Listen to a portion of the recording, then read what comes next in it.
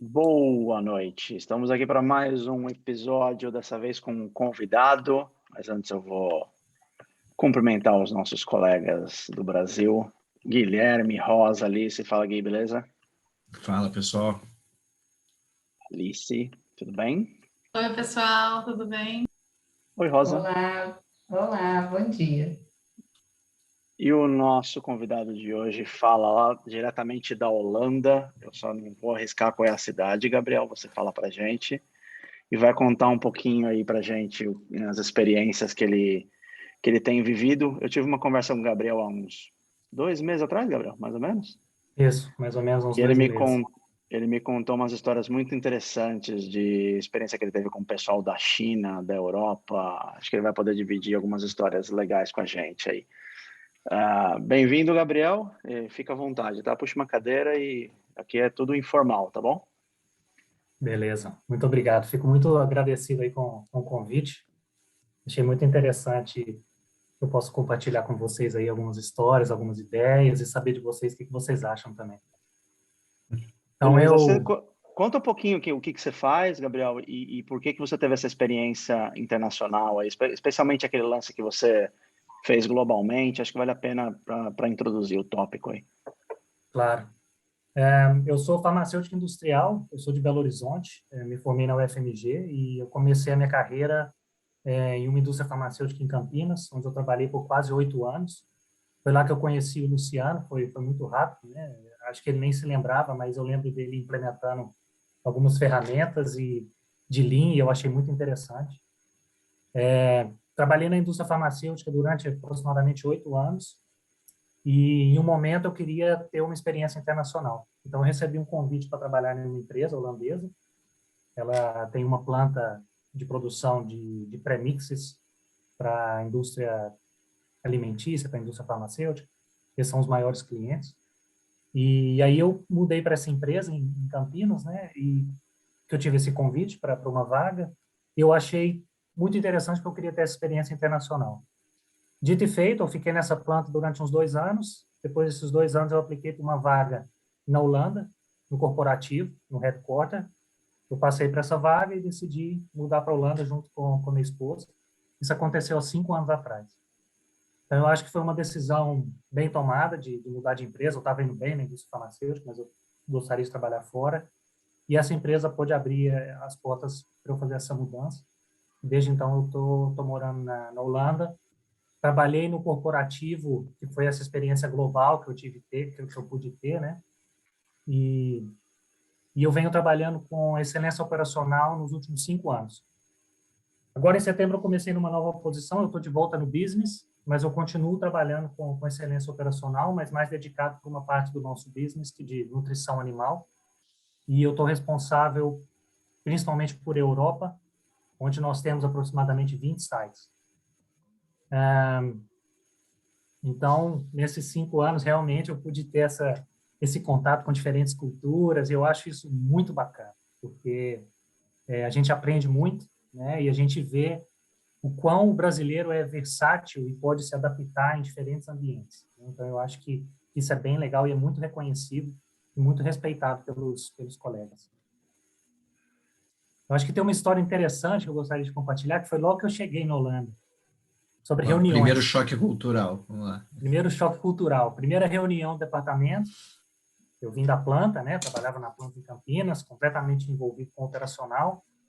Corporativo, vamos falar de estratégia. Primeira reunião, ali já tinha diferentes países, pessoas de diferentes países, né, mas principalmente holandeses, um colega da Bélgica. E aí, na primeira reunião, durou 1 hora de reunião, no final eles falaram assim, então a gente decidiu, né? Aí o outro falou, a gente decidiu. E eu estava assim, nossa, mas até agora a gente só conversou, discutiu, não vi nenhuma decisão. A gente decidiu. Então tá bom, acabou a reunião. Segunda, terceira, quarta reunião, a mesma coisa. Chegava no final da reunião, então a gente decidiu, né? Decidiu, tá tudo decidido, tudo certo.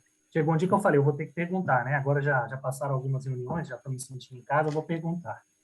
Quando falaram no final, era o vice-presidente, né? Falou, então, a gente decidiu. Eu falei, não, mas, por favor, eu queria fazer uma pergunta. Que não entendi, a gente não decidiu, não sinto que teve decisão. Não, a gente decidiu que a gente vai decidir na próxima reunião. Eu falei, então, tá bom. Então, aqui é assim, tem muita discussão, todo mundo tem oportunidade de falar, na mesa todo mundo tem o seu momento de falar. Muitas vezes, realmente, não tem uma decisão, mas tem um sentimento de que a gente está alinhado e que na próxima reunião a gente vai dar um passo. Alguma coisa nesse sentido, assim. Então, para mim, foi um choque imenso, né? Porque vindo da planta, né? Na planta tá faltando material, é decisão. Tem problema de qualidade, é decisão. E é decisão atrás de decisão. E num dia você toma mais de 100 decisões, né? E no corporativo eu tive essa experiência, e na Holanda todo mundo tem voz, né? Todo mundo tem que falar, é bem igualitário, e as pessoas têm que compartilhar, né? Então, esse foi o primeiro choque que eu tive. Mas não é um muro de lamentações, aquela coisa daquela conversa que patina, é uma coisa assim de alinhar e aí, beleza, vamos decidir, ou você ainda sente que é um pouco ineficiente nesse sentido? Não, eu sinto que é um pouco ineficiente, porque às vezes na próxima reunião e na próxima reunião voltavam alguns pontos e eles eram repetidos. A gente já sabia a opinião, e isso me leva ao segundo ponto, que é o poder de decisão e liderança. A liderança ela é espalhada na corporação, ela não está em uma pessoa na mesa ali. Muitas vezes eu estava esperando que o VP fosse falar, então é isso, batesse na mesa, faz, agora a gente vai, está decidido. Mas não é focado numa pessoa, então eu sinto que patina um pouco, mas quando você aprende a trabalhar com isso, eu acho que a diversidade de culturas nesse momento, ela contribui, porque a gente fica esperando que aquela pessoa vá decidir, mas eu poderia muito bem tomar aquele ponto de decisão e falar, não, então peraí, o que a gente vai fazer? E colocar uma ação para aquilo. Então, eu acho que eu tive a oportunidade de fazer isso em algumas reuniões, né? Porque a gestão não estava sendo diretiva. Teve um dia que marcaram uma reunião para 1 hora, começaram a patinar, igual você falou, Alice. Patinando. Eu falei, pessoal, vamos fazer o seguinte. Estou com a planilha aberta aqui, eu vou passar linha a linha. A gente vê um dono para essa linha e uma data. Pode ser? Pode ser. A gente finalizou em 15 minutos. E aí depois eu recebi umas mensagens no chat. Obrigado pela liderança hoje. Você contribuiu bastante. Sobraram 45 minutos da reunião. Então, eu acho que a liderança situacional, né? Eu acho que quando é multicultural, assim, muitas pessoas na mesa, eu acho que se cada um tiver a coragem de tomar um ponto de vista ali, tomar uma ação, eu acho que funciona bem e quebra esse lance de ficar patinando. Ô, Gabriel, eu tive, antes dessa nossa conversa, eu tive curiosidade de olhar no eixo lá do livro que você me indicou, lá o Culture Map, onde é que ficava a Holanda nas categorias, né? Uhum. E que é uma coisa que chamou a atenção, é isso aí que você falou, né? Ele é extremamente igualitário, todo mundo tem voz, talvez seja um dos países do mundo onde tem essa característica mais forte, talvez empatado com Suécia e Dinamarca, pelo que estava lá, né? Uhum.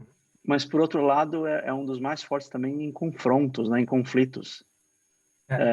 Como é que é isso, cara? Como é que é? Você discorda, todo mundo pode falar, mas nós só vamos brigar e não vamos decidir nada? É isso aí que você sente? Eu tenho um exemplo disso. Falando nisso, eu até trouxe o livro, né? Não é para fazer a propaganda do livro, mas eu acho que todo mundo deve ler esse livro, porque ele realmente Cara, e é muito mostra... bom esse livro, cara. Muito bom. São 7 dimensões, né? Que essa pessoa, a Erin Meyer, que escreveu o livro, com base em alguns estudos, ela olha as culturas em 7 diferentes dimensões. Acho que são 7. Então, é comunicação, feedback, liderança, poder de decisão, como que a confiança é formada, como que concorda e como que discorda, como que a gente trata o tempo, né? O brasileiro ele tem a fama de estar sempre atrasado, ou muitas vezes tem o trânsito que nos atrasa. E então o tempo, ela também olha isso nas diferentes culturas, como que o tempo é considerado, né? E realmente esse lance de concordar e discordar, ele é bem claro aqui. Teve uma vez que eu estava numa reunião e eu tenho uma colega holandesa que ela está sempre desafiando. E você fala alguma coisa, vai vir um desafio, pode estar preparado. E aí, a gente estava no mesmo time pequeno, trabalhando numa atividade, era eu, ela e um chinês. E o chinês, normalmente na cultura chinesa, falou, vai lá e faz. Né? Ou se o chefe decidiu, vai lá e faz, e eles fazem e entregam. Não fica discutindo igual na mesa de reunião, não. É decisão, vamos. E aí, o chinês estava querendo seguir de uma maneira e o holandês falou, não vai ser dessa maneira, porque eu acho que tem que ser assim, eu acho que tem que ser assado. Ela deu a opinião dela e falou, não, mas nesse momento eu já li aqui os requerimentos, a gente tem que seguir dessa forma. E começou aquele embate. Foi a primeira vez que eu vi um chinês gritando numa reunião, porque normalmente eles são bem tranquilos, né? Ele começou a gritar com ela também, porque ela começou a bater de frente com ele, aí eu acho que naquele dia ele explodiu, ele falou, não, hoje eu não vou levar para casa. E aí começou a discordar também. Mas ela sempre tomava essa posição nas reuniões. Ele já era mais tranquilo. Então, esse lance de concordar e discordar, ele acontece fortemente. E naquele momento eu estava bem no meio, literalmente, fisicamente. Ela estava de um lado, ele do outro, e eu no meio. E eu tentando apaziguar, né? O brasileiro tentando ser versátil ali, colocar panos quentes e tentando resolver, né? Eu evito confronto. Eu sou uma pessoa que eu não gosto muito de confronto. Então, eu estava tentando acabar com o confronto porque eu estava numa situação desconfortável vendo os dois discutindo. Então, é isso mesmo, Lu. E, cara, o que que é o seu... Esse exemplo. Fala aí, Rosa. Não, fenomenal o exemplo. E aí fiquei pensando, assim, uma pergunta mesmo para você, Gabriel.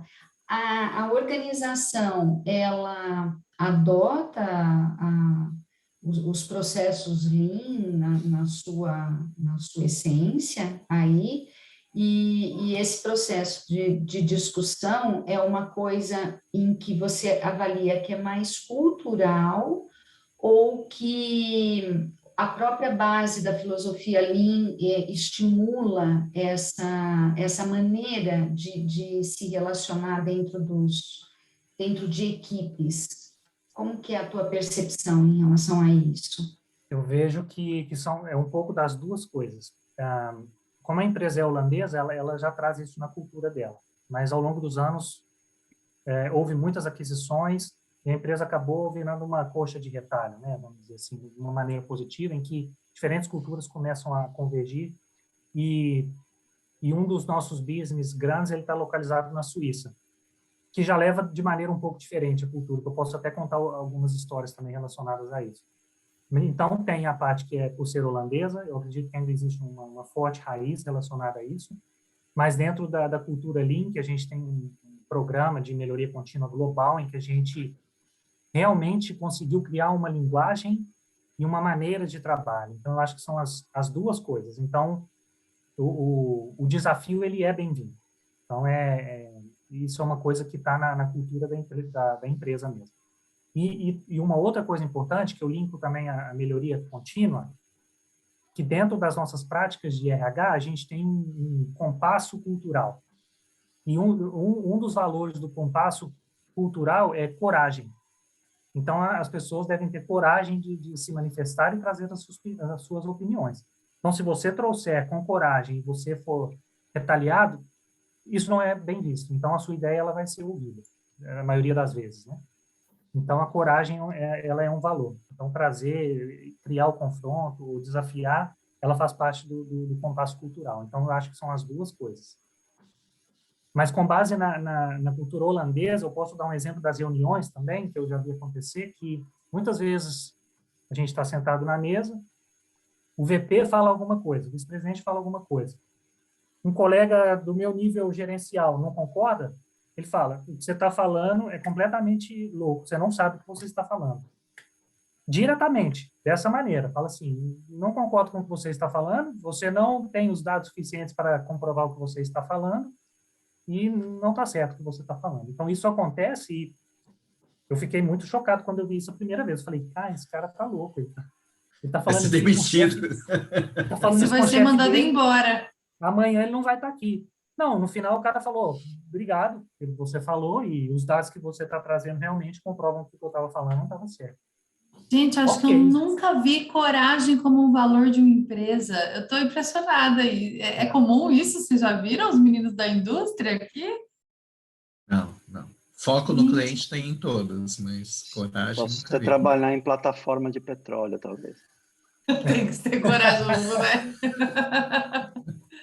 Que incrível! Uau, Gabriel. São 3 Cs, que metade do compasso cultural são 3 Cs, que é coragem, cuidado e colaboração. Eu acho a parte do cuidado bem legal também, porque tem uma parte do cuidado com as pessoas. Então, se você tem coragem de falar, se alguém tentar te ferir pelo que você falou, quem está ali tem a responsabilidade de ter o cuidado de falar, olha, não, ele está sendo corajoso nesse momento e você não pode retaliar dessa maneira. Então, é bem interessante. Eu acho que foi muito bem bolado esse compasso cultural da empresa. Interessante. Isso é uma coisa da cultura holandesa ou não tem nada a ver? É a cultura da empresa mesmo? Ou o holandês é assim? Ele tem essa coisa na cultura dele? Olha, é uma boa pergunta. Eu acho que... Porque agora na minha cabeça eu fico um pouco confuso, por ter conhecido diferentes culturas e estar em diferentes lugares, chega um momento que eu já não consigo separar muito o que é o quê, mas eu acho que está relacionado à organização. É mais relacionado à empresa do que à cultura holandesa em si.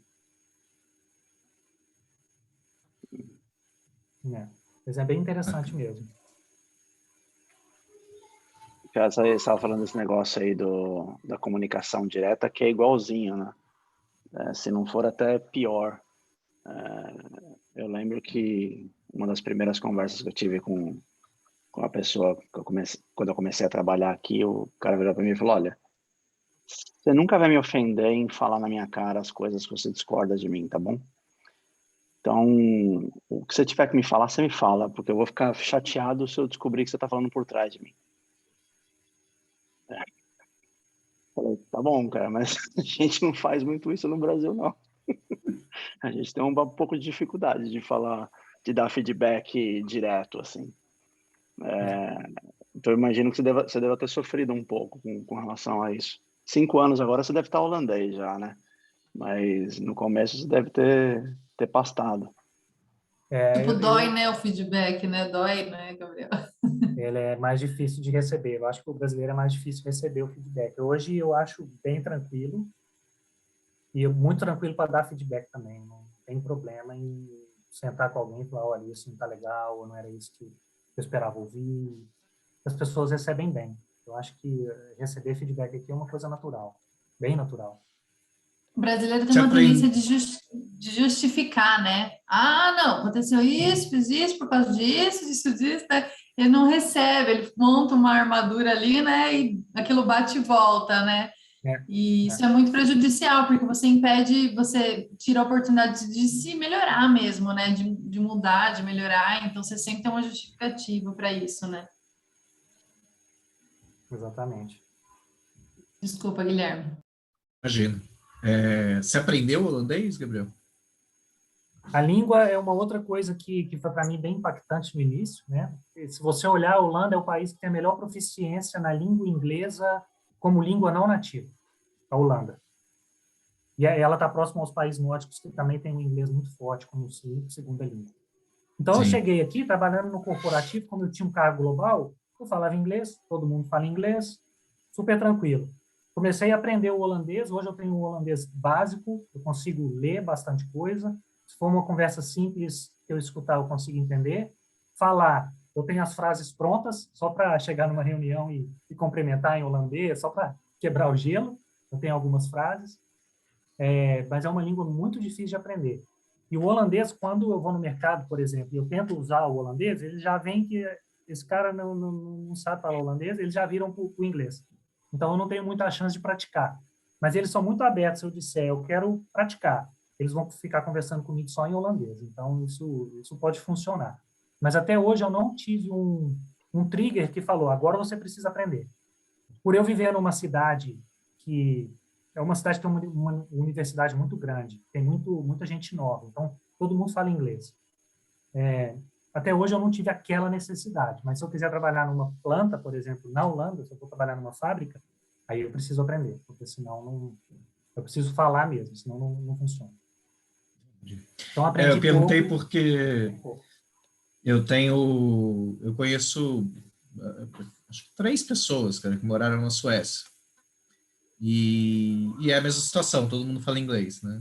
E uma delas uma vez estava contando que ele se sentia, na verdade, um analfabeto, porque ele se comunicava super bem, né? Ele não tinha dificuldade de se comunicar com ninguém. Onde ele fosse, ele falava inglês e conseguia conversar, mas as sinalizações, placa, tudo em sueco, e aí que ele não conseguia ler nada, né? Então ele falou assim, cara, é a realidade de um analfabeto, né? Eu consigo falar, consigo conversar com todo mundo aqui, mas eu não consigo ler nenhuma comunicação, porque está tudo em sueco ali. No início eu tive Agora bastante tem, né? dificuldade com isso, Guilherme. A gente ia no mercado, eu e minha esposa, a gente ia no supermercado. Cara, era difícil comprar um creme de leite. Tinha 15 tipos diferentes de um leite X de cozinhar. Cara, Google Translator, né? O tempo inteiro. Então, a gente passou muita dificuldade no início. A gente ia para o mercado para fazer uma compra pequena, ficava quase 2 horas no mercado. Mas hoje em dia, não. Isso. Hoje em dia, a gente já sabe o básico. Ela sabe ler rótulo, minha esposa lê muito bem os rótulos, ela sabe todos os ingredientes. Eu já sei ler placa. E se eu recebo uma carta do governo, eu consigo ler. E por aí vai. Mas a gente vai aprendendo ao longo do tempo, né? Legal. Maravilha. O que é, você falou que você está na área de excelência operacional corporativa, né? O que é a área de excelência operacional? Então, a gente foca o nosso trabalho em 3 pilares, né? Com P, que a gente fala, né? A gente tem a parte de práticas. Então, a gente trabalha com as fundações Lean, com os requerimentos da própria empresa, até com metodologias de digitalização, novos modos de gerenciar projetos. Então, a gente tem infinitas práticas. É uma caixa de ferramenta bem completa, eu diria.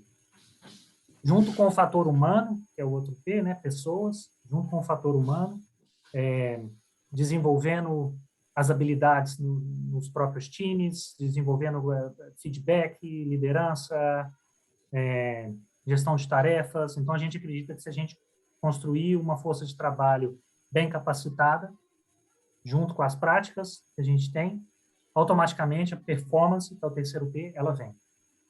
E aí, performance, a gente trata a performance em algumas dimensões diferentes, desde produtividade, custo, segurança, meio ambiente, até moral das pessoas, qualidade. A gente tem algumas dimensões em que a gente tem alguns indicadores padrão, e esses indicadores a gente compara, a gente faz um benchmark com empresas do próprio setor, na indústria, e a gente quer ser top quartile. Então, a gente quer estar performando ali entre os 25% top do mercado nessas dimensões. E para chegar nesse top quartile, ter performance exemplar, a gente precisa cuidar das pessoas e das práticas. Então, essa é a nossa filosofia de melhoria contínua e excelência operacional, né? Basicamente, essa é a ideia por trás. Bacana. Bom.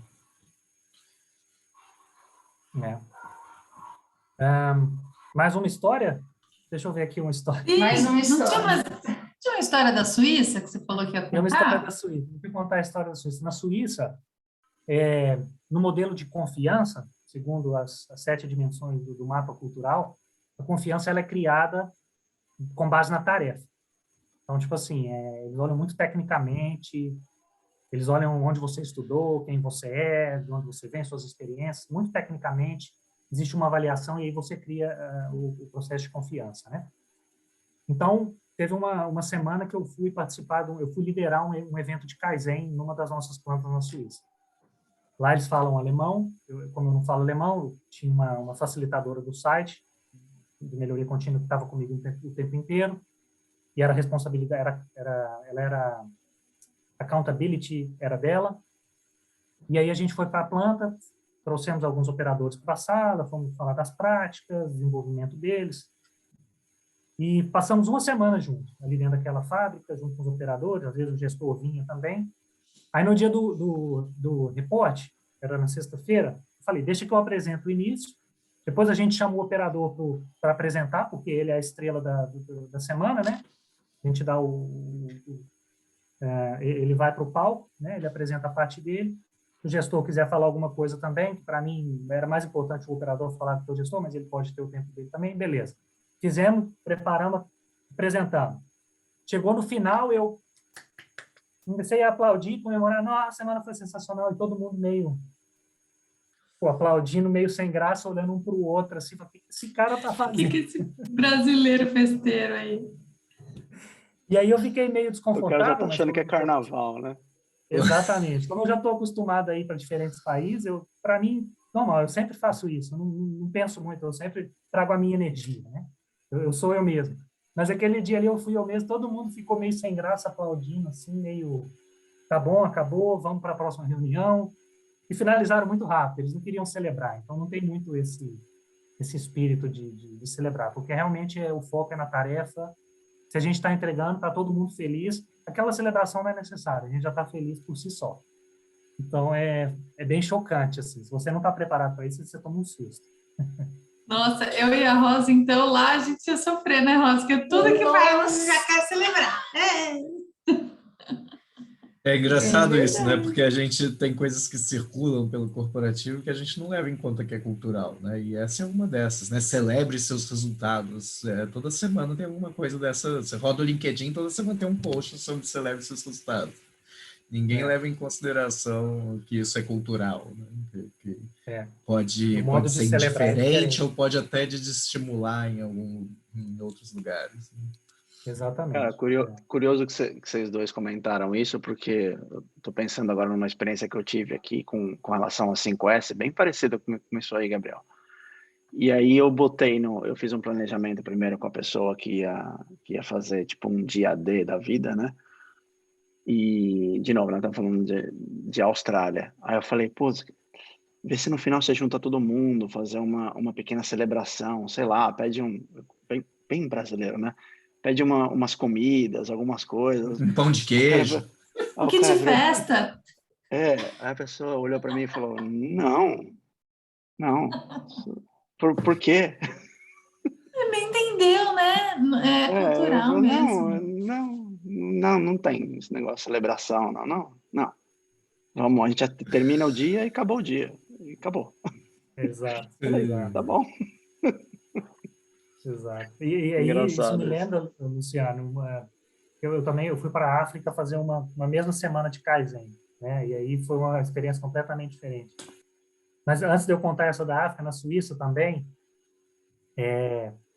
quando a gente quer implementar uma nova prática, ela é discutida o máximo possível. E com todos os pontos de vista. Todo mundo quer dar uma opinião, todo mundo quer entender o porquê. Vamos implementar 5S? Talvez daqui 3 meses a gente está começando a implementar.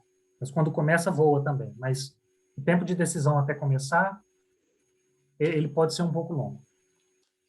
E aí isso me leva para a experiência na África, que são 2 pontos, a celebração e a velocidade de implementação. Então, fui para Ruanda, em uma das nossas joint venture, mesma semana de Kaizen, só que essa não era com um time pequeno, era um time bem grande, porque eles falaram, estão vindo 2 caras de fora, vamos colocar todo mundo para aprender. Tinha 30 pessoas na sala, e a gente fazendo a semana de Kaizen lá, tentando entender alguns problemas, né, e trazer algumas ferramentas como fazer uma resolução de problemas de maneira estruturada. Esse era o nosso goal da semana.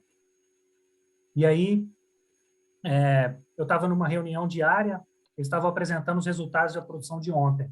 Estavam falando, a gente ontem produziu, o cara pegou um livrinho, começou a procurar, cara, não sei, tem que somar aqui. Eu falei, pessoal, por que, sei lá, vamos imprimir um papel, vamos pôr na parede, vamos usar uma caneta, vamos começar a medir todo dia.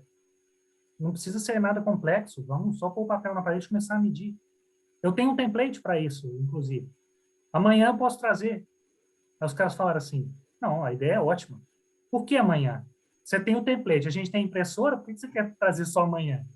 Eu falei, caramba, esse é o espírito. Eu falei para eles, esse é o espírito. Eu achei sensacional. No mesmo dia a gente imprimiu, colocou lá. Isso foi no final de 2019, ou seja, já tem 2 anos. A gente teve uma reunião há 2 semanas atrás, eles estavam me mostrando as fotos, o gráfico está lá. Eles estão usando o gráfico de maneira efetiva. E eles falam, a gente está medindo. Agora a gente tem um controle sobre o que a gente está produzindo diariamente. Então, é a diferença, né? Não vamos discutir. Você tem um template, você tem impressora, coloca lá, cara. Vai funcionar. Se não funcionar, a gente tira. Que espírito. Nossa, agora eu tô pensando que eu tentei implementar isso numa fábrica e não consegui, ou não consegui implementar aqui no Brasil, uma fábrica, a única fábrica que eu fui, né, de pizza. E tentei, né, eles viram a importância e tal, compramos material para fazer um quadro bonitinho, né, gastamos dinheiro, diferente de vocês ali, né, e não conseguimos implementar, meu Deus, e agora você falando isso, eu falei, não acredito, gente. Não, que espírito. Aquele dia para mim eu falei, caramba, Uau. isso é tão bacana, foi muito legal. E eles celebram bastante. Eu acho engraçado que a sua proposta foi bem brasileira, né, na verdade. Assim. Eu tenho um template, a gente tem que imprimir, a gente faz isso amanhã. Exatamente. É bem brasileiro esse comportamento. Diz, não, tá tudo certo. Então, galera, amanhã a gente faz. Exato. Por A que não gente fazer pensa, agora, vai, né? faz aí, cara. Pô, tá aqui o template, toma aí o pendrive e imprime o negócio. Eu Já senti que eu estava criou o atrasando a baseline, jornada né? deles. Era eu que estava atrasando a jornada deles, no final das contas. Exato, mas na hora que você falou, eu falei, puta, é muito brasileiro isso, né? Tá tudo assim, tem impressora, tem computador, tem o template, amanhã a gente imprime. Exato, exato. Chama a atenção também que pode ser que, assim, para eles, aquilo fez tanto sentido, diferente talvez do que para Alice, né? Fez tanto sentido, nossa, cara, tem um template, a gente tem os dados, vamos juntar tudo, faz um bem bolado e já faz aqui. Então, assim, muitas vezes, e a gente tem cada vez mais estudado isso, do quanto é importante quando você faz uma proposta para um determinado grupo, uma equipe, aquilo tem que fazer sentido para aquilo que ele está vivendo naquele momento, né? Se não fizer sentido, se não fizer assim, não se transformar nada, para ele é como se fosse algo dentro do vazio, é uma obrigação, não é alguma coisa que vai facilitar a vida dele, que vai melhorar as condições para ele trabalhar. Então, é muito interessante isso, porque o adulto reage assim, né? A gente tende, se nós pensarmos em nós, se alguém vier e fizer uma proposta que não agrega nada, você vai falar, não, deixa passar, vai cair no esquecimento e tal. E parabéns aí, né, Gabriel? Porque 2 Eu anos acho, depois é sinal de que eles incorporaram, né? Super sim, legal. eu acho que você falou um ponto importante, Rosa, a questão do propósito. Dentro das nossas práticas, quando a gente fala de gerenciamento de mudança, o estágio mais imaturo, o primeiro ponto é realmente falar do propósito. E eu acho que você tocou num ponto que é muito importante. Se não tem propósito, as pessoas não vão abraçar aquela ideia, né? Para aquilo ali, naquele momento, para eles, teve um propósito muito grande por trás e eu acho que eles abraçaram de imediato. E o Vai interessante é que saber 2 se anos... eles não estavam atrás, né, disso. Exatamente. E 2 anos depois, quando a gente conversou agora, eles não bateram, não foi recorde, não, de 10%, 15%. Eles estão produzindo 50%, 60% a mais de capacidade de produção. Se eles tinham 3 times naquela época, eles já estão trabalhando com 9 times em melhoria contínua. Tipo assim, extraordinário que os caras estão fazendo, entendeu? E é tudo uma questão de valor humano. Eles não têm as melhores práticas, eles não têm as melhores ferramentas, mas eles têm o espírito e as pessoas querendo fazer e empoderadas, né? Porque o gerente da fábrica, ele está na reunião diária todo dia, empoderando as pessoas. Então, isso também dá um gás muito grande. Ele não aparece só na hora de difícil ou só na hora de assinar um papel, não. O cara está lá todo dia, ele participa. Ele sabe o que está acontecendo. Então, é interessante tocou nesse ponto de fazer sentido, né? De ter propósito, de trazer resultado, né? E o último vídeo que a gente fez, a gente falou sobre auditorias de Lean, né? E tivemos uma discussão sobre o assunto. E teve um episódio que eu não contei no vídeo, cara, que a gente... cara, tinha uma série de guidelines para engenharia, né? E tinha um cara que ele era o representante, ele foi o cara da empresa que desenvolveu o Lean na engenharia. Então, quais eram os guidelines que a engenharia tinha que seguir, as ferramentas que tinha que usar e tal. Esse cara depois virou gerente da engenharia. E um dia eu fui chamado lá para fazer um workshop porque ele não queria usar os guidelines, que estava atrapalhando ele. Aí eu fui lá no workshop e falei, você era o representante disso, você criou a maioria desses guidelines, você concordou, você pôs no processo de auditoria e agora você está falando que você não quer usar porque você vai perder tempo? Eu disse, pô, ou eles são necessários ou não são, ou eles ajudam a engenharia ou não ajudam. E no fim a gente teve, porque o workshop foi um workshop de resolução de conflito mesmo, o cara não quer implantar, a auditoria diz que ele tem que implantar, a empresa está falando, pô, e aí agora, né? E no fim a gente teve que fazer, tá bom, então, cara, dos guidelines, quais que te ajudam agora para você obter resultado, né, que você vai se comprometer a fazer? E aí ele pegou ali uns 3 só que ele achava de mais de 10 e falou, não, esses 3 aqui me ajudam, é o que eu vou fazer, todos os outros não, só me atrapalham, só me consomem horas que eu não tenho e prazo que eu não tenho. Eu falo, não, então você criou guidelines errados, né? Tem alguma Eu vejo coisa isso errada muito nessa acontecendo, história. Guilherme. Eu vejo isso muito acontecendo. Pessoas, elas criam as coisas e depois, quando elas estão de volta no business, aquilo não faz sentido para elas. Então, aí dá para perceber que, na verdade, é uma pedra no sapato dos outros, né? Exato. Tem muito isso acontecendo, corporativo. Engraçado, Bacana. né? Talvez o que vocês comentaram de propósito aí, talvez seja um ponto que todas as culturas concordem, né? Você definir claramente é importante, independente de onde você esteja. Talvez eu estou tentando lembrar algum lugar onde isso não fez sentido e eu não me lembro. Nem, acho Na que tá até verdade, na Índia, assim, né, às Gui? Na Índia também era vezes... importante, né? Na Índia eu também tive conflito com o gerente da engenharia porque ele não queria usar, mas ele não queria pelos motivos errados. Ele ficava assim, pessoas não são máquinas, então você não pode colocar uma gestão visual para dizer se elas estão atrasadas ou não. E aí eu falava assim, mas tem uma pessoa em cima da máquina também. Quando você está falando que um processo está atrasado na fábrica, tem um monte de operador lá, que é quem está tocando esse processo. A máquina não é um robô que pega a peça e passa para frente, né? Então, ele atrasava pelos motivos errados. Mas eu concordo com você, assim, eu não conheço um caso do propósito não ser validado, é que às vezes é velado. Então, às vezes não é explícito. Às vezes o cara fala assim, eu não vou fazer isso porque eu não vejo como isso me ajuda, né? Mas ele simplesmente não faz, atrasa, né? Fica postergando e fica te enrolando porque ele não está vendo como atingir resultado. Eu acho que a maneira mais fácil de exemplificar isso é as empresas, elas têm políticas, visão, missão, mas no final das contas o fator é humano e o propósito ele está no fator humano. Então a gente tem o modelo do iceberg. Esse iceberg pode ser usado para diferentes coisas, mas quando se fala de comportamento, o que está acima da água é o que a gente vê, né? O comportamento são as expressões, as reações. Mas o que está embaixo da água é o propósito, são os valores, as crenças, as atitudes, as motivações. Se você não linda com esses propósitos do fator humano, o propósito da empresa não vai voar. Aí ele se torna somente um papel, né? Então, eu acho que...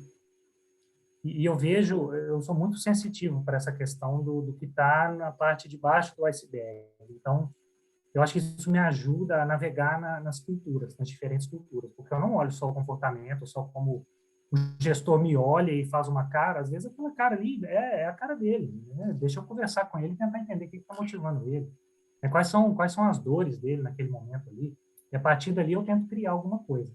Porque se eu só chegar lá com um protocolo e falar, segue isso, agora você implementa, não vai acontecer. Não vai acontecer. Então, eu acho que o propósito, acho que é o ponto-chave de tudo. Bom, Bacana. ótimo bate-papo.